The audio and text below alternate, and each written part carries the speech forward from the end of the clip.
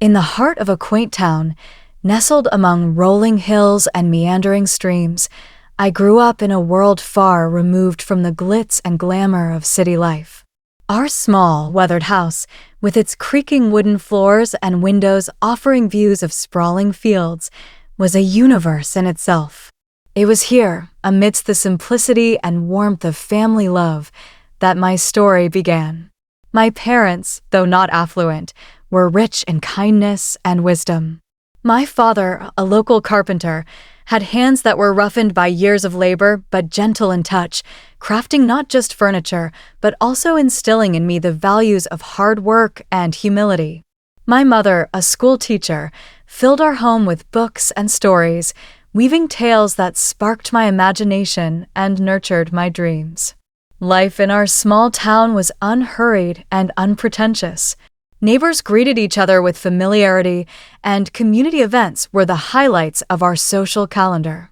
I cherished this life, finding joy in the small pleasures, the fresh scent of earth after rain, the rustling of leaves underfoot, and the chorus of birds at dawn. It was at the local library where I first encountered Mark. He was unlike anyone I had known, a visitor from the city with an air of sophistication, yet an unassuming nature.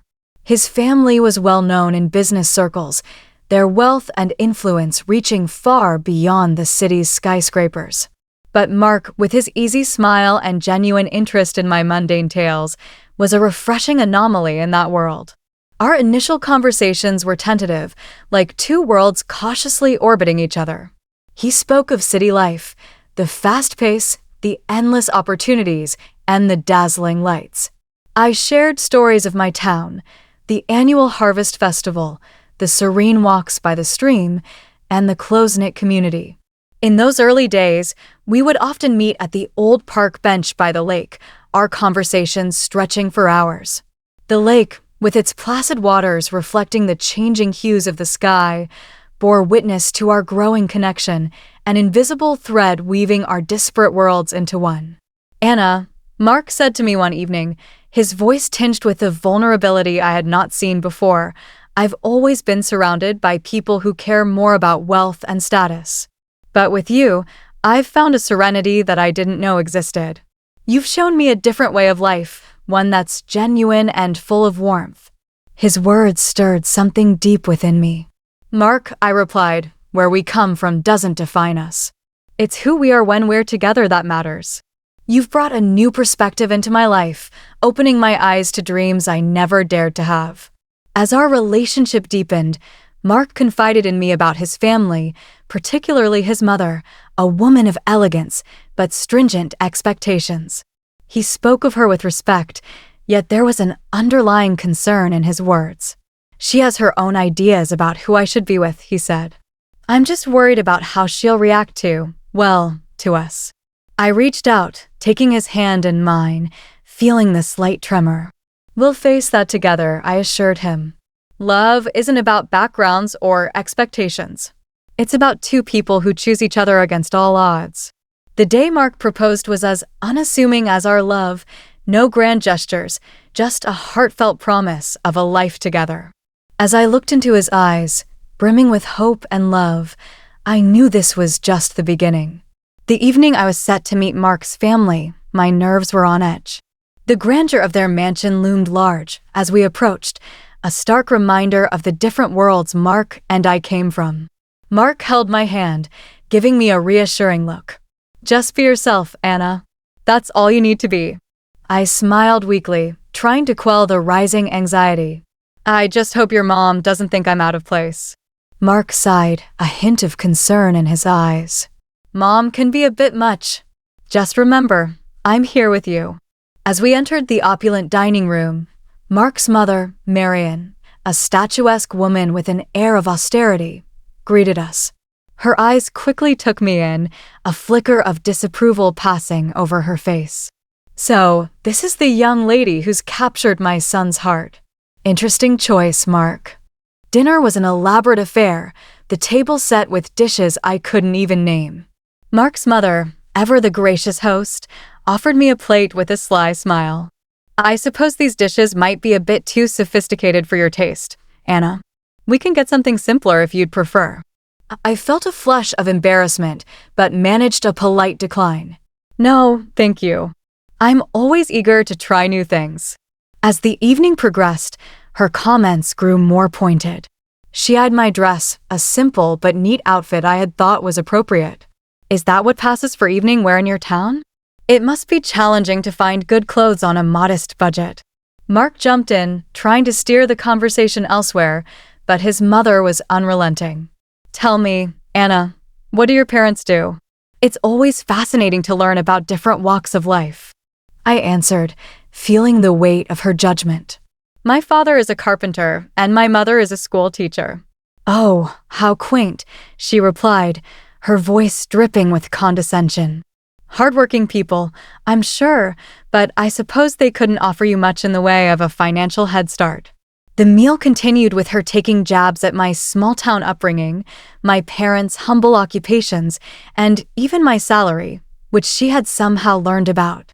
Each comment was veiled in politeness, but sharp enough to cut. Mark was visibly uncomfortable, his attempts at defending me only seeming to amuse her more. As we left, Mark's father, Daniel, pulled me aside, offering a kind smile.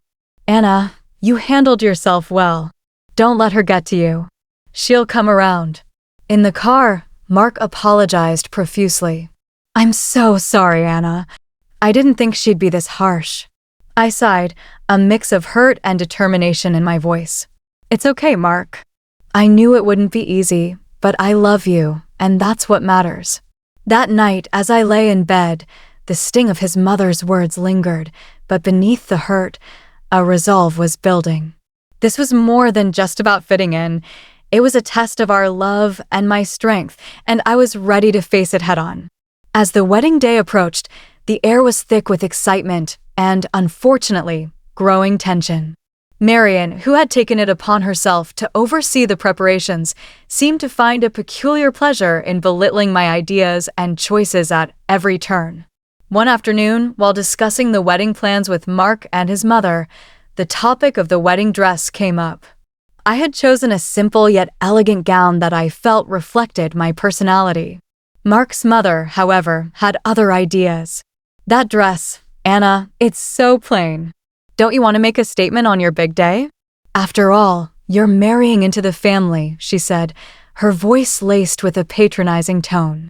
Mark squeezed my hand under the table, giving me a supportive look. Mom, Anna looks beautiful in that dress. It's her choice, and it's perfect. But his mother was relentless. Oh, Mark, let's be realistic. This is a high-profile event. People expect a certain standard. Anna, dear, you should consider something more fitting of our family status. I tried to keep my voice steady, though I felt a sting at her words. I appreciate your concern, but I really love my dress. It's special to me. Her response was a dismissive wave. Well, it's your day, I suppose, but remember, it's not just about you. It's about how you represent us too. As the days went by, her comments became more frequent and cutting. Marian criticized the flower arrangements, the menu choices, even the invitations. Each remark was a subtle dig at my background and my inability to meet her lofty standards. Mark and I had many conversations about this, often late into the night. I can't believe she's being so difficult, Mark would say, frustration evident in his voice. I wish she could just see how amazing you are, how you make me happy. I would lie there, feeling his arms around me, a mix of love and sorrow in my heart. I knew it wouldn't be easy marrying into your family, but I didn't expect it to be this hard. The wedding day dawned bright and clear, a stark contrast to the turmoil churning within me.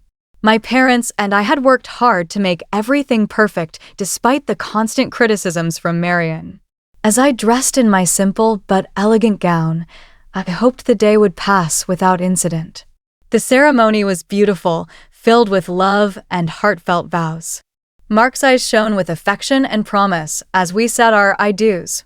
However, looming over the joyous occasion was the apprehension of the reception to follow, particularly the speeches. As expected, Marian took the microphone, her presence commanding the room's attention. The air was thick with expectation as she began to speak. "Ladies and gentlemen," she started, her voice loud and clear, "today we have gathered to witness the union of my son Mark with Anna, let's say a person from a different circle." Whispers spread through the guests. I felt a cold shiver run down my spine. She continued, her words sharp and unyielding. "While some may commend Mark for his charitable heart in lifting a beggar from the streets, we must be cautious. It's essential to keep our family's reputation and standards high, not let them be diluted by those who are clearly freeloaders seeking to elevate their status by clinging to a family of higher standing." The room fell into a stunned silence. My parents looked at me, their faces a mix of shock and hurt. Mark's face was a mask of disbelief and anger. The guests, a mix of our friends and Mark's high society acquaintances, looked on uncomfortably, unsure of how to react. My heart sank, and a profound shame washed over me. Her words, so cruel in public, were more than just insults. They were a deliberate attempt to shame and belittle me in front of everyone we cared about. As she concluded her speech with a forced toast to our future, the applause was hesitant and muted. The room was enveloped in an awkward silence, the joy of the occasion marred by her venomous words. Mark stood up, his voice trembling slightly. "I'm sorry, Anna. This isn't what I wanted." His eyes were apologetic, filled with a mix of love and sorrow. I looked around at the shocked faces of our guests, feeling incredibly humiliated. The weight of her words hung heavily in the air, casting a shadow over what was supposed to be the happiest day of our lives. The atmosphere at the reception was still tense following the disparaging speech by Mark's mother when his grandmother, Mrs. Eleanor, a figure of respect and authority in the family, requested the microphone. Her poised demeanor and serious expression immediately drew the attention of all the guests. "Good evening," she began, her voice clear and firm. "I have something important to say. Anna, you have faced unwarranted criticism today, criticism that no one deserves, especially not on their wedding day." I looked up in surprise, and Mark beside me appeared equally astonished. Mrs. Eleanor then turned towards Marian. "It seems we have forgotten our own past and where we come from. Let me remind everyone here, especially you, that before you were the lady of this house, you were a maid working under this very roof. It was here that you met your husband." A hush fell over the room. Mark's mother's face turned a shade paler, her eyes widening in shock and embarrassment. Mrs. Eleanor continued, her tone unyielding. "So, for a former maid to stand here and scorn someone for their humble beginnings and modest means is not only ironic, but deeply hypocritical." I could hardly believe what I was hearing. The room was engulfed in a stunned silence, every guest hanging on to Mrs. Eleanor's every word. "You, who rose from poverty, should be the last person to judge or belittle another based on their background. We should be proud of Anna's integrity and strength, not deride her for it." The guests shifted uncomfortably, and whispers began to circulate.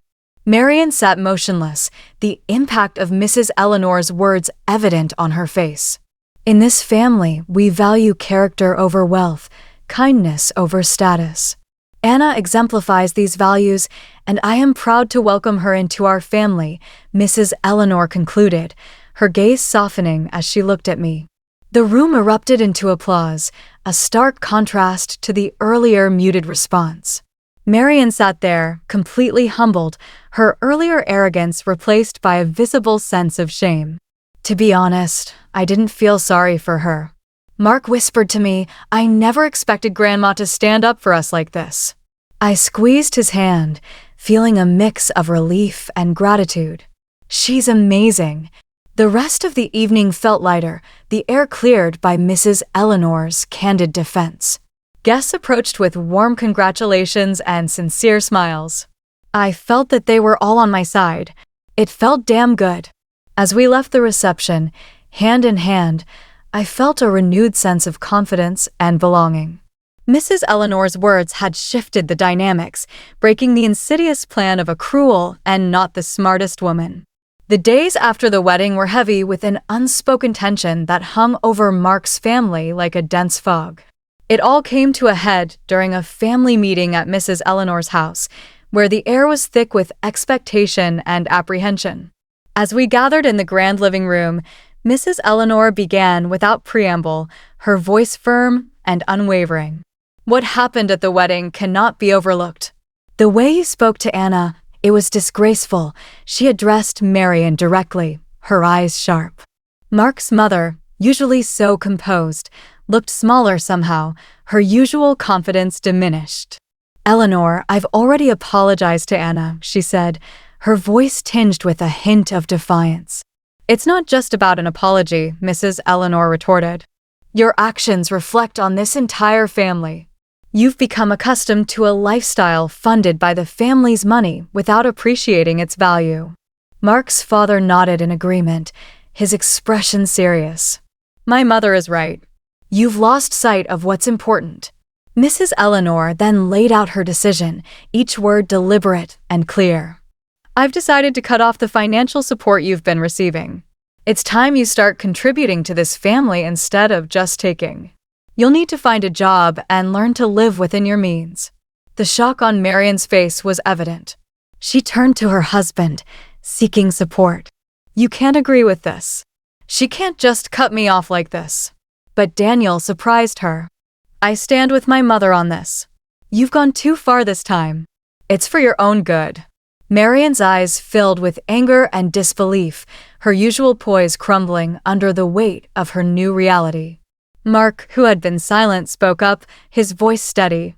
"Mom, Grandma's decision is harsh, but it's fair. You need to understand the impact of your words and actions." I sat there, watching the scene unfold, feeling a mix of sympathy and relief. Mark squeezed my hand under the table, a silent show of support. The meeting ended with Mark's mother in a state of shock, the reality of her situation slowly sinking in. She was obviously used to living at the expense of her family, and all thoughts of work caused her a migraine. I could barely contain a chuckle. As we left, Mark leaned in close. "I never thought I'd see the day when Mom would be at a loss for words, but maybe this is what she needs to change." I nodded, feeling a cautious hope for the future. Perhaps this will be a new beginning for her, for all of us. The family reckoning had been tough, but necessary. It was a pivotal moment that promised to reshape the dynamics within Mark's family, hopefully for the better. The honeymoon was a welcome escape for Mark and me. As we walked along the sandy beaches, the soothing sound of the waves provided a much-needed respite from the recent family turmoil. One evening, as we watched the sunset, Mark wrapped his arm around me. "I'm sorry our wedding turned into such a drama, Anna. I wish things had been different." I leaned into him, feeling the warmth of his embrace. "It's okay, Mark. It wasn't your fault. What matters is we're together now, away from all that stress." Mark sighed, looking out over the ocean. "Yeah, but when we go back, we'll have to face the reality of my mom's situation. It's going to be tough for her." I nodded, understanding his concern. Maybe this will be a chance for her to grow, to see things from a different perspective. We spent our days exploring and our nights talking about our future. The challenges we had faced seemed to strengthen our bond, reaffirming our love for each other. On our last night, as we packed our bags, Mark looked thoughtful. "You know, Anna, everything that happened, it made me realize how important you are to me. I can't imagine going through life with anyone else." I smiled, touched by his words. "I feel the same, Mark. We've been through a lot, but it's only made our relationship stronger. We can handle whatever comes our way as long as we're together." As we headed back home, I felt a sense of peace. The honeymoon had not only been a break from the chaos, but a time for us to solidify our bond, to prepare ourselves for the new chapter in our lives. We were returning to a changed reality, but we were doing it together, stronger and more united than ever.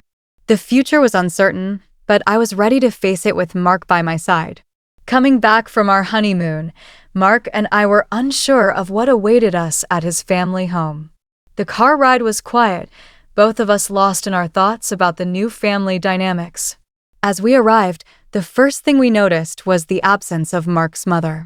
Inside, we were greeted by his grandmother, Mrs. Eleanor, who wore a knowing smile.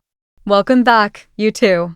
I suppose you're wondering about the changes here," she said, her tone light but with an undercurrent of seriousness. "Yes, where's Mom?" Mark asked, looking around. Mrs. Eleanor took a deep breath, her smile still in place. "Well, after you left, Marion caused quite a scene, demanded that I restore her financial support. When I refused, she decided to leave. She's now living in a small apartment and, from what I hear, is looking for a job." Mark and I exchanged glances, the news sinking in. It was a drastic change from the luxurious life she was used to. "And there's more," Mrs. Eleanor continued, leaning in as if to share a secret. "Your father is considering a divorce.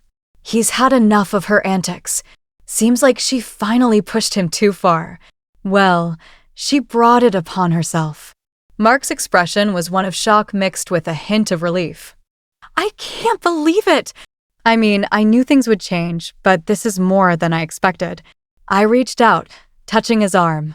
"It's a lot to take in, but maybe this is for the best, a chance for everyone to start fresh on a more honest footing." Dinner that night was an oddly serene affair.